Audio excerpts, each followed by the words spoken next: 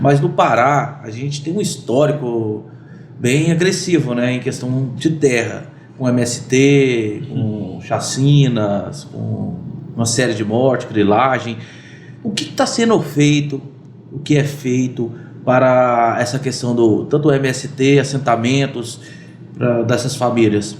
Olha, é importante a gente entender que nós vivemos numa faixa do Brasil que nós temos justamente essa expansão de ocupação, de atividades produtivas.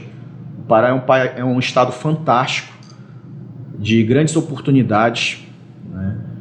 E todo mundo sabe disso, clima excelente, solo, muita gente com vontade de trabalhar, e claro, você, por conta disso, você acaba também gerando os conflitos sociais, né?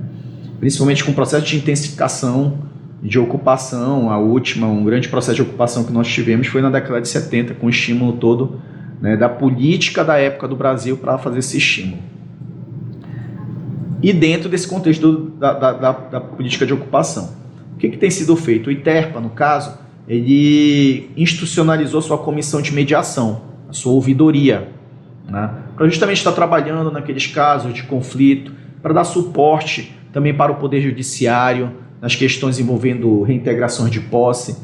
Aí vem os outros atores também. Então você vê hoje o Tribunal de Justiça, a Corregedoria, a Ouvidoria, através do Dr. Maírton, né, já mais estruturada para lidar com esse tipo de situação, para o conflito que está posto, temos habilidade para poder estar tratando sobre isso. Nós temos o próprio Ministério Público, a Promotoria Agrária também, então já preparado para... Ou seja, é um processo, Defensoria Pública, então assim, é um processo contínuo de aprendizado. E o Pará tem muito para ensinar, né? Nós temos assim grandes especialistas em Amazônia, em questão fundiária na Amazônia. E eu não estou falando que é o ITERPA, são todos os órgãos envolvidos. Então você tem grandes especialistas no INCRA, você tem grandes especialistas na SPU, nos municípios também você tem grandes especialistas. Só que o que está faltando no Tribunal de Justiça? O que estava faltando? É justamente um contexto que nós temos hoje, de todo mundo ir para o mesmo lado da mesa e entender que a gente precisa resolver. Que não adianta mais nós ficarmos discutindo problema. Problema a gente já sabe que tem. Tem conflito, tem questão de falta de regularização. Tá, agora como é que nós resolvemos este problema? Então esse aspecto de empatia entre os órgãos envolvidos, eu vejo como um contexto muito positivo para esse avanço da regularização no Estado. Os poderes instituídos eu vejo nesse sentido. E eu vou te dar um exemplo. Lá no ITERPA, nós conseguimos dobrar o número de territórios quilombolas e de comunidades extrativistas regularizados. Tá? Então, mas qual foi o resultado disso? Por exemplo, na mesa quilombola, nós temos uma mesa, uma governança ali que participa. Os remanescentes quilombolas, a sua associação, a Malungo, por exemplo, envolve Ministério Público, Defensoria Pública, é um espaço aberto. E a partir dali nós traçamos o planejamento de ação, com as metas e com as ações necessárias para fazer aquilo. Quais são as dificuldades?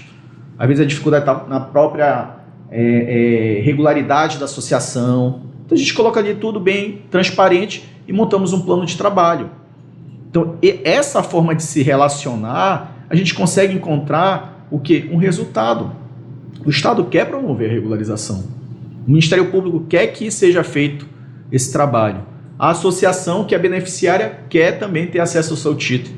Então, quando a gente vai juntando e tendo esse aspecto da empatia entre todos, a gente consegue avançar os resultados. Por isso a gente tem conseguido avançar. Foi nos dado a oportunidade, e é dada a oportunidade aos demais órgãos também, para justamente estar todo mundo do mesmo lado da mesa. Claro que existem diferenças, né? Não é nada unânime, né?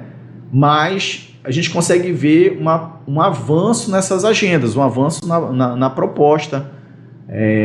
A oportunidade de estar falando sobre a experiência do ITERPA, a oportunidade de estar falando sobre a experiência do Estado do Pará nos últimos 4 anos, a respeito de toda essa reestruturação que nós fizemos, Sabe, Paulo, eu não gosto nem de falar de reestruturação, eu gosto de falar esse modo de ver diferente da regularização fundiária no Estado.